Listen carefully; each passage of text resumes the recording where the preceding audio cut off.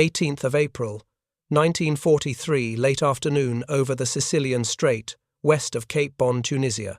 American P-40, F Warhawks of the 57th Fighter Group, 64th, 65th, and 66th Fighter Squadrons, and the attached 314th Fighter Squadron flew alongside Royal Air Force. Number 92 Squadron, Spitfire Mark V's, under overall direction of Colonel Arthur Salisbury. One core metric ruled the day Axis transports flew at 200 feet to stay under Allied radar coverage.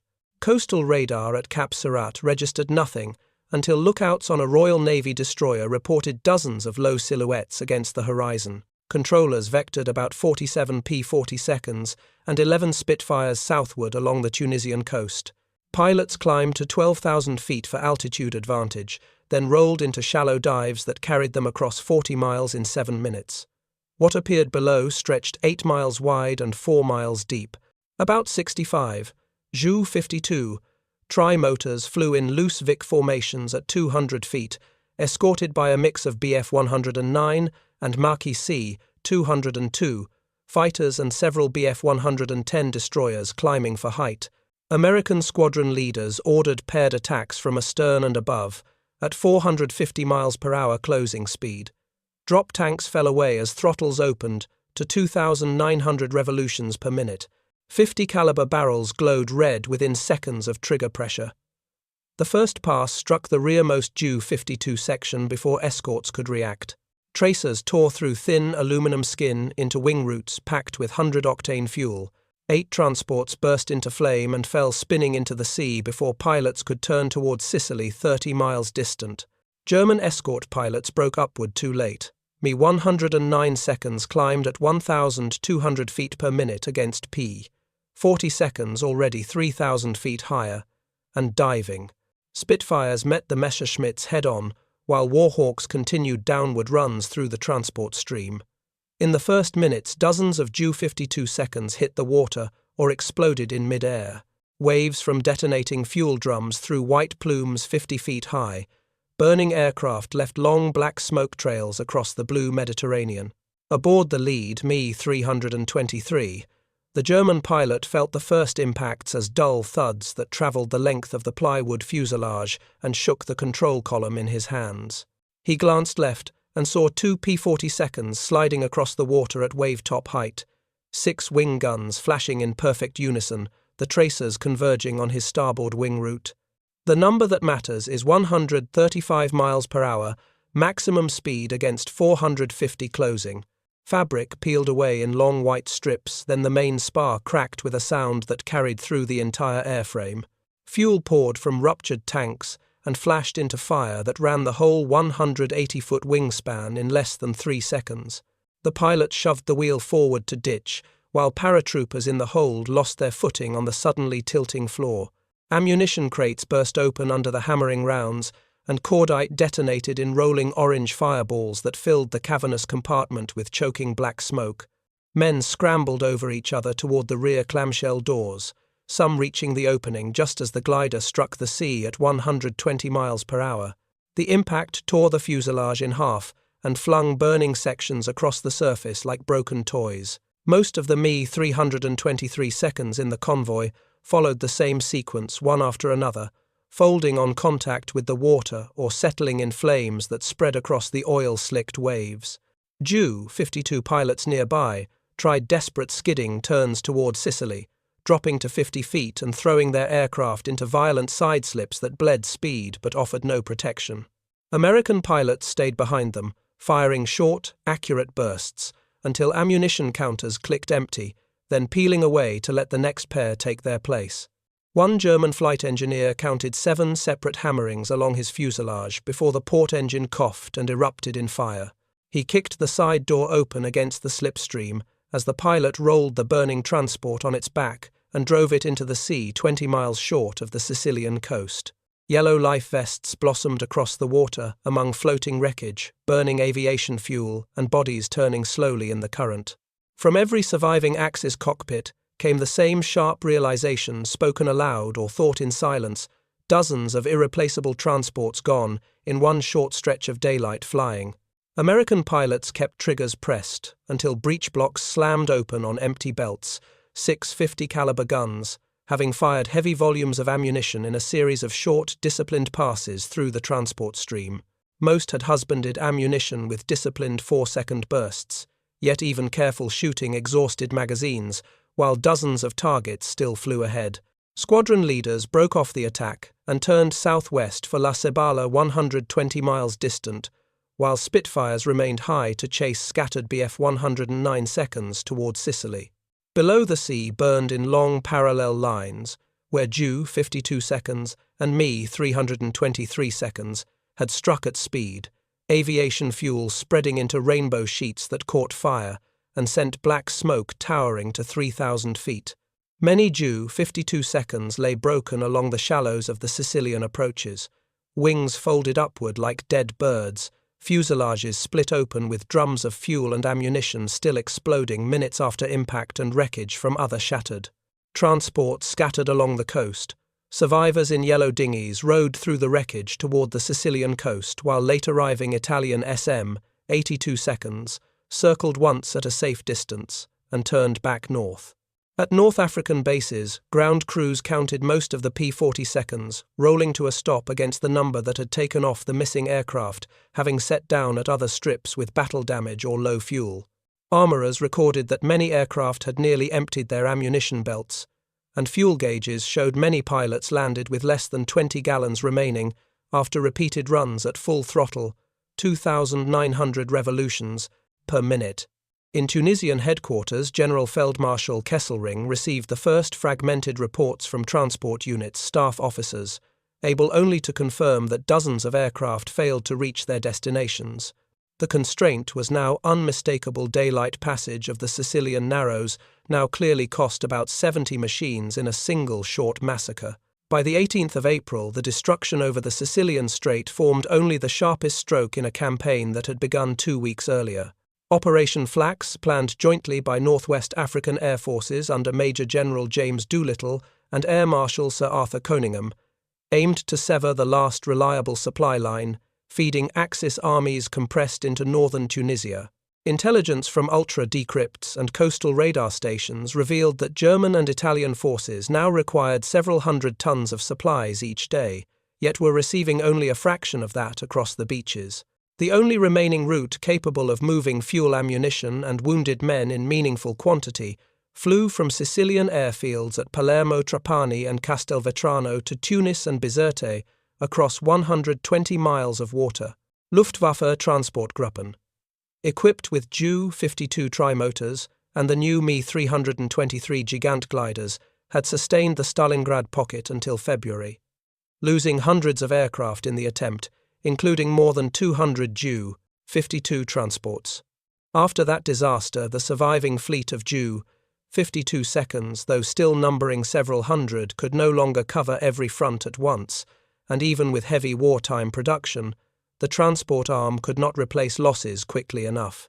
The Me 323 fleet remained small, only a few score airframes in service, each one built by converting obsolete gliders with 6 French engines that consumed spare parts at triple the planned rate.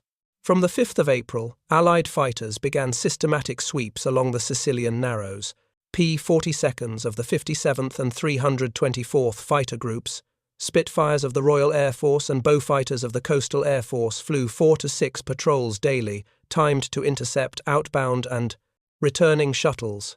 Between the 5th and 17th of April, these sweeps destroyed and damaged scores of Ju 52 seconds over water, and many more on the ground at Castelvetrano and Trapani, when intelligence pinpointed loading times, along with several Me 323 seconds each loss, carrying the payload of multiple ordinary transports and requiring far greater maintenance effort. By Palm Sunday the 18th, the Axis transport arm had already lost well over 100 transports and escorts in 13 days. Yet German commanders continued daylight operations because night landings on the rough Tunisian strips caused almost as many accidents as Allied fighters. The afternoon formation of 65 transports and escorts that flew into the P-40 ambush represented the largest single effort mounted since Stalingrad, an attempt to push through one decisive load of fuel before Allied pressure became unbearable. When reports reached Luftwaffe headquarters at Frascati outside Rome that evening, staff officers calculated that Operation Flax and related April attacks were driving total transport and escort losses into the hundreds. Replacement rates stood far below the pace of aircraft destruction against daily requirements for several hundred tons of cargo that demanded large numbers of sorties. Freight tonnage delivered to Tunisia fell to a fraction of what Panzer Army Africa needed, leaving frontline units with only a few days of fuel at normal consumption and sharply reduced artillery ammunition stocks. Evacuation flights that had carried thousands of wounded men back to Sicily in the first week of April ceased entirely after Palm Sunday. The air bridge built with such effort after the Stalingrad collapse broke in the space of one concentrated fortnight. For 3 years, German commanders in the Mediterranean had operated under a simple assumption: wherever ground forces advanced, the Luftwaffe could seize local air superiority long enough to keep them supplied and mobile. Rommel's drives to Tobruk and El Alamein had relied on due 52 seconds landing on desert strips within hours of capture crews, unloading fuel drums under the wings while fighters circled overhead. Even after the retreat from Egypt in November 1942, the same pattern held transport columns, flew unmolested at low level along the coastal road, moving entire workshops forward overnight. Stalingrad had damaged the belief, but not destroyed it. Officers explained away the loss of more than 480 aircraft, including about 260 Ju-52 transports, as a unique winter catastrophe over hostile steppe. Tunisia, in April 1943, offered different conditions: narrow sea lanes instead of limitless desert, radar-directed fighters instead of sporadic patrols, and American squadrons equipped with drop tanks that gave them loiter times measured in hours rather than minutes. Palm Sunday stripped away the last illusion. About 70 transports destroyed in one short engagement proved that no corridor remained safe in daylight once Allied fighters reached the area in strength. General Feldmarschall Kesselring's staff in Rome issued new standing orders the following day. All future transport flights over water would take place at night in small packets rather than large daylight formations routed individually along separate tracks. Crews received instructions to fly at wave-top height on moonless nights and to ditch immediately if searchlights or radar-controlled guns opened fire. Maintenance officers calculated that night operations cut effective payload by 40% because blind landings on the cratered Tunis fields wrecked undercarriages and propellers at an unsustainable rate. The Me-323 Gigant, designed for mass daylight movement, became almost useless. Its 135-mile-per-hour cruising speed and enormous silhouette made night flying suicidal. Operational use of the 6-engine giants over the Tunisian routes was sharply curtailed. German planning documents drafted after the 18th of April no longer spoke of gaining air superiority over supply routes. They spoke instead of avoiding Allied fighter cover and accepting attrition as inevitable. The Desert War had taught the Luftwaffe to think offensively in the air. The skies over the Sicilian Narrows now forced defensive thinking. By the 22nd of April, the skies above the shrinking Tunisian bridgehead had grown strangely quiet during daylight hours. German soldiers on the Medjede front looked up out of habit and saw only distant contrails at 20,000 feet, where American bombers flew unmolested toward Bizerte docks. No longer did formations of Ju-52 seconds drone overhead at low-level engines, popping as pilots throttled back to drop supply containers on marked panels. Fuel bowsers at regimental depots stood empty. Drivers reported that Panzer Army Africa now possessed only a small reserve of petrol for the entire front, enough for at most a few days of sustained operations. Artillery batteries received orders to fire only at confirmed targets, because shell stocks had fallen to very low levels. Mechanics cannibalized wrecked tanks for track pins and engine parts, because no spare parts flights arrived from Sicily. The 10th Panzer Division recorded that on the 25th of April, it could move only a short distance under its own power, before every vehicle halted for lack of fuel. Italian Ariete Division troops abandoned serviceable semovente assault guns along the road to Enfidaville because no petrol reached them after the 18th. Medical clearing stations overflowed with wounded who could not be flown out. surgeons operated under lantern light, while morphine supplies dwindled badly as casualties mounted. At night, the few remaining transport aircraft appeared as scattered navigation lights creeping across the sea at 50 feet, engines muffled and running lights extinguished. Many never arrived. Radar-directed night fighters and anti-aircraft cruisers claimed many more machines. The constraint hardened into daily reality. Tunisia now received only a small fraction of the several hundred tons of supplies per day that German planners regarded as the minimum requirement. German commanders understood that the campaign had entered its final stage, not because Allied tanks had broken through, but because the air above the battlefield now belonged entirely to the enemy. On the 6th of May, 1943, General Feldmarschall von Arnim sent the first unconditional surrender offer from his headquarters near Stade-Marie-du-Zit. Allied fighters flew overhead in continuous streams, but no Axis aircraft rose to meet them. The last operational due, 52 inches.